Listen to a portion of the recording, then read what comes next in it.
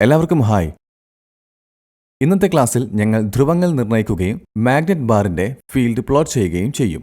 ലക്ഷ്യം: ഈ വീഡിയോ സെഷന്റെ അവസാനം നിങ്ങൾക്ക് ബാർ മാഗ്നറ്റുകളിലെ ധ്രുവങ്ങൾ നിർണ്ണയിക്കാൻ കഴിയും.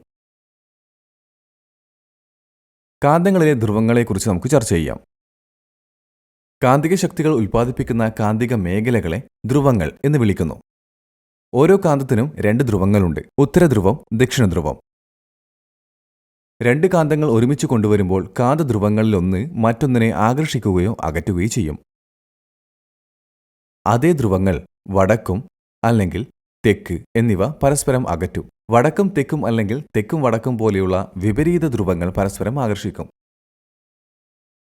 കാന്തങ്ങളുടെ ഈ ആകർഷണവും വികർഷണ ഗുണങ്ങളും കാന്തികത എന്നറിയപ്പെടുന്നു. കാന്തിക ബലരേഖകൾ എല്ലായ്പ്പോഴും ഉത്തരധ്രുവത്തിൽ നിന്ന് ഉത്ഭവിക്കുകയും കാന്തത്തിന്റെ ദക്ഷിണധ്രുവത്തിൽ അവസാനിക്കുകയും ചെയ്യുന്നു. നമുക്ക് കാന്തിക കോമ്പസിനെക്കുറിച്ച് ചർച്ച ചെയ്യാം. ഒരു സ്ഥലത്തിന്റെ ദിശ കണ്ടെത്താൻ ഉപയോഗിക്കുന്ന ഉപകരണമാണ് കാന്തിക കോമ്പസ്. ഇതെല്ലായ്പ്പോഴും വടക്ക് തെക്ക് ദിശയിൽ വിശ്രമിക്കുകയും കപ്പലുകൾ, അന്തർവാഹിനികൾ, വിമാനങ്ങൾ എന്നിവയിൽ നാവിഗേറ്റർ എന്ന നിലയിൽ വളരെ സഹായകമാണ്.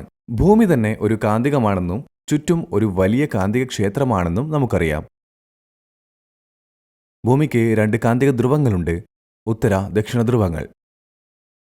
ഭൂമിയുടെ ഈ കാന്തിക ക്ഷേത്രം ഇരുമ്പിന്റെയോ ഉരുക്കിന്റെയോ കാന്തികവൽക്കരിച്ച സൂചി അതിന്റെ സ്ഥാനം പരിഗണിക്കാതെ വടക്ക് തെക്ക് ദിശയിലേക്ക് സ്വതന്ത്രമായി മാറുന്നതിന് കാരണമാകുന്നു.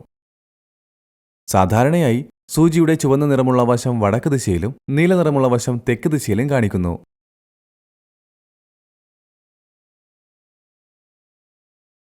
കാന്തിക ക്ഷേത്രത്തിന്റെ ദിശ നിർണ്ണയിക്കുക. കാന്തിക കോമ്പസ് മേശപ്പുറത്ത് വയ്ക്കുക. സൂചിയുടെ ദിശ നിരീക്ഷിക്കുക. ഒരു പാത്രമോ കപ്പോ എടുത്ത് അതിൽ പകുതി വെള്ളം നിറയ്ക്കുക. സ്റ്റെറോഫോമിന്റെ ചെറിയ കഷ്ണം വെള്ളത്തിൽ വയ്ക്കുക. അത് ബാർ മാഗ്നറ്റിലേക്ക് കൊണ്ടുപോകാൻ മതിയാകും. ബാർ മാഗ്നറ്റ് സ്റ്റെറോഫോമിൽ സ്ഥാപിക്കുക. നിങ്ങൾക്ക് കാന്തത്തിന്റെ ഉത്തരധ്രുവം വടക്ക് ദിശയിലേക്ക് ചൂണ്ടുന്നതുവരെ സ്റ്റെറോഫോം പ്ലാറ്റ്ഫോം തിരിയുന്നത് നിരീക്ഷിക്കുക. ഒരു കാന്തിക കോമ്പസ് ഉപയോഗിച്ച് നിങ്ങൾക്ക് ദിശ പരിശോധിക്കാം.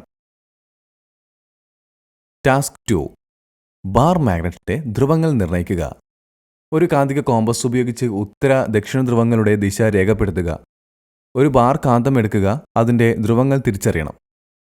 ബാർ മാഗ്നറ്റിന്റെ മധ്യഭാഗത്ത് ഒരു ത്രെഡ് കെട്ടി ത്രെഡ് പിടിച്ച് മാഗ്നറ്റ് ബാർ സ്വതന്ത്രമായി സസ്പെൻഡ് ചെയ്യുക.